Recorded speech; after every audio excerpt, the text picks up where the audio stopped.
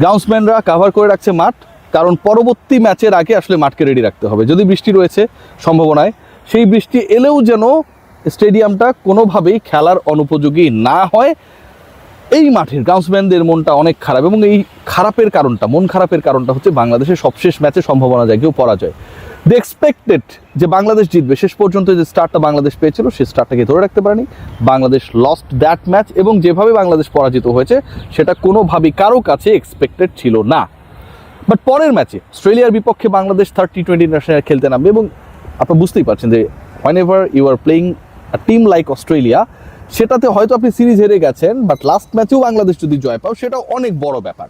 এবং সেই জায়গায় বাংলাদেশ টিম ম্যানেজমেন্ট ফাইনালি একটা বড় পরিবর্তন আনছে, এবং অন্তত 3 থেকে 4টা পরিবর্তন থাকবে বাংলাদেশের 11-এ।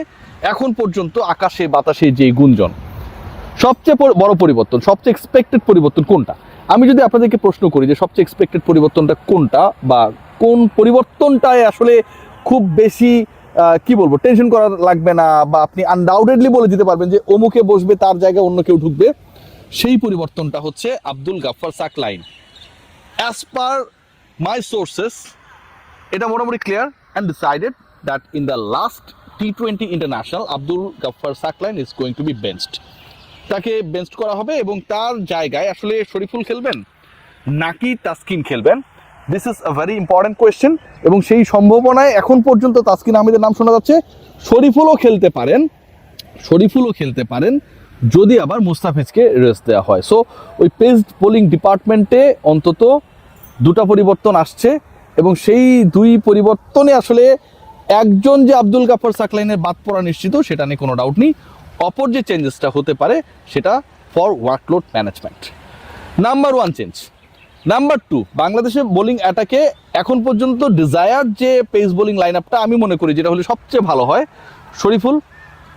শরীফুলের সাথে নাহিদ রানা অ্যান্ড মুস্তাফিজুর রহমান, এটা হলে আমার কাছে মনে হয় যে it would be more compact. Taskin Ahmed যেহেতু টানা খেলেছেন, Taskin should be given a rest.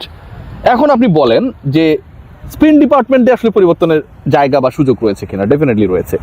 Spin ডিপার্টমেন্টেও পরিবর্তন হবে, এবং সেখানটাও বাংলাদেশ দল যেভাবে লাস্ট ম্যাচটা 11 ক্রিয়েট করেছিল, সেখানে অনেক বিতর্ক রয়েছে। সেই বিতর্কগুলোকে কিছুটা হলেও আসলে বিতর্ক মুক্ত করার জন্য team management they have been instructed as per my sources. এবং সেই জায়গায় Shak Mahedi is going to be the part of the 11 again. Shak Mahedi যদি খেলেন, তাহলে আসলে আপনি কাকে ড্রপ করবেন? সবশেষ ম্যাচে আপনি নাসুম আহমেদকে খেলিয়েছেন শাকের জায়গায়, এবং Nasum Ahmed he has proven again যে তাকে আসলে তার প্রাপ্য সুযোগগুলো যেভাবে দেয়া হয় তার থেকে তিনি আসলে আরেকটু বেশি ডিজার্ভ করেন। সো নাসুম আহমেদকে নিয়ে আসলে আলোচনা করার কোনো সুযোগ নেই। Nasum Ahmed will be the part of the 11। তবে রিশাদ হোসেন আমার কাছে যতটুকু মনে হয় যে পরের ম্যাচটায় ড্রপড হবেন, এবং শাক মেহেদী ওই জায়গাটা নেবেন। রিশাদ বল হাতে খুব বেশি সুবিধাজনক অবস্থানে ছিলেন না, এবং একই সাথে উইথ দ্য ব্যাট তার কোনো ধরনের ভূমিকা পালন করার সুযোগ আসে নাই। যদি তিনি আব্দুল গাফফার সাকলাইনে নাম্বার 7-এ এসে ব্যাট করতেন, তাহলে হয়তো সিনারিও ডিফারেন্ট হতে পারতো। একটা এক্সট্রা ছক্কা হলেই বাংলাদেশ ওই ম্যাচে ফিরে আসতো, অ্যান্ড রিশাদ হোসেনকে বাদ দেওয়ার বা এই আলোচনা করার কোনো সুযোগ ছিল না। যেহেতু ওই রোলটা তিনি প্লে করতে পারেন নাই, বা সেই সুযোগটা হয় নাই, আবার বল হাতে 46 রান কনসিড করেছেন, সব কিছু মিলিয়ে রিশাদের পরিবর্তে শাক মেহেদী ইনক্লুড হবেন। সো পরিবর্তন মোটামুটি 2-3টা হয়ে গেল। এর বাইরেও পরিবর্তন রয়েছে ভাই, বাংলাদেশ আলটিমেটলি 6 জন ব্যাটার নিয়ে খেলেছে। লাস্ট ম্যাচে যদি আমরা খেয়াল করি, টপে সাইফ রান করেছেন, সাইফের সাথে আমাদের তানজিদ তামিম রান করেছেন, নাম্বার 3-তে ছিলেন সৌম্য সরকার, নাম্বার 4-এ Parvez Hossain Emon, and Emon actually play the role as a catalyst, যিনি আসলে শেষ পর্যন্ত বাংলাদেশকে ম্যাচে রেখেছিলেন। এবং 5 and 6 ওই জায়গাটাতে আসলে একটা বড় জায়গা, এবং সেখানটায় তাওহিদ হৃদয় এবং শামীম হোসেন পাটোয়ারি। তাওহিদ হৃদয়ের ইনিশিয়ালি স্লো ব্যাটিং করাটা একটা রিজন বাংলাদেশের পরাজয়ের, অ্যান্ড শামীম হোসেন পাটোয়ারি যেভাবে এসেছেন এবং গিয়েছেন সেটা আরও একটা বড় reason. And Towhid Hridoy will be the captain. So Towhid হৃদয়ের ইনিংস নিয়ে সমালোচনা থাকলেও end of the day he tried, and captain তো দলে থাকবেনই। টপ 2-তেও কোনো পরিবর্তনের সম্ভাবনা নেই। Saif Hasan little bit of slow, but আসলে 42 রানের ওই ইনিংসটা বাংলাদেশকে আসলে যেভাবেই হোক না কেন কোনো না কোনোভাবে তো একটা কমফোর্টেবল জায়গায় রেখেছিল। সো তার থাকা নিয়ে, এবং তার সাথে মানে সাইফের সাথে একই সাথে তামিমের থাকা নিয়ে কোনো সমস্যা নেই। নাম্বার 3-তে একটা পরিবর্তন আসবে, ইমন 4 থেকে 3-এ উঠে আসবেন। যদি সবকিছু ঠিকঠাক থাকে। নাম্বার 4-এ চলে আসবেন তাওহিদ হৃদয়, নাম্বার 5-এ শামীম পাটোয়ারি। তাহলে সৌম্য সরকারের ব্যাটিং অর্ডার কি নাম্বার 6?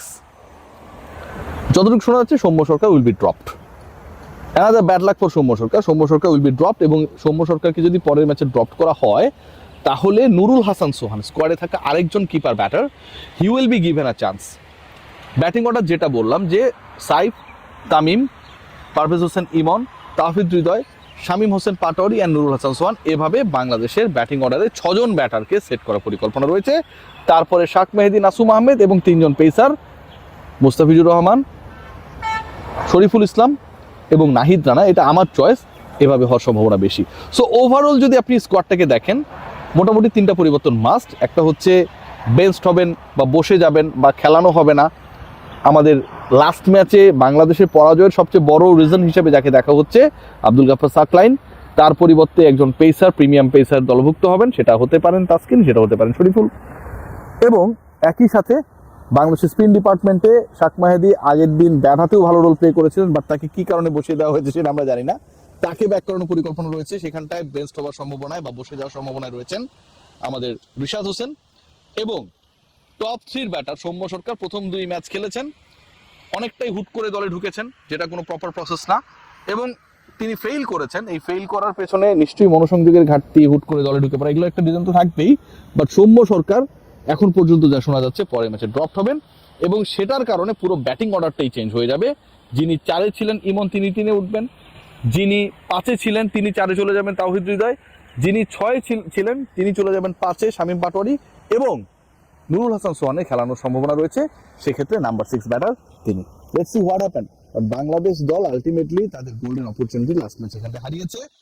লাস্ট ম্যাচটায় যদি বাংলাদেশ জয় পায় থার্ড টি-20 ইন্টারন্যাশনালে, তাহলে হচ্ছে মাহিবদের টেনশন হলেও বাঁচবে। হোয়াইট ওয়াশ হওয়া কিন্তু পুরো বোর্ডের জন্য, পুরো দর্শকের জন্য, মিডিয়ার জন্য, and definitely for the cricketers ভয়ঙ্কর ভাবে এমব্রেসিং। সবাই ভালো থাকবেন।